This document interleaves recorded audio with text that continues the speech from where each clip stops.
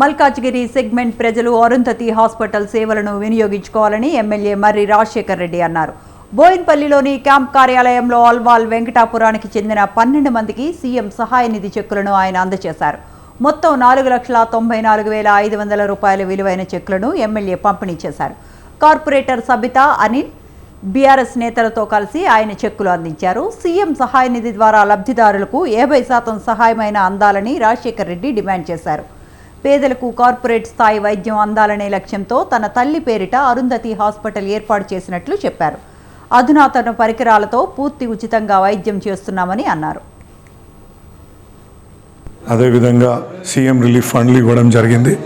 పెద్ద ఎత్తున ఇలా హాస్పిటల్స్కి వెళ్ళి పేద మధ్యతరగతి కుటుంబీకులు చాలా ఇబ్బందులు పడుతున్నారు. ఒక్కొక్కరికి 3 లక్షలు సుమారు ప్రతి ఒక్కరిని అడిగినా కానీ 2 లక్షల నుంచి 3 లక్షల రూపాయలు ఖర్చు అయిందని చెప్తున్న సందర్భమే అధికంగా ఉంది.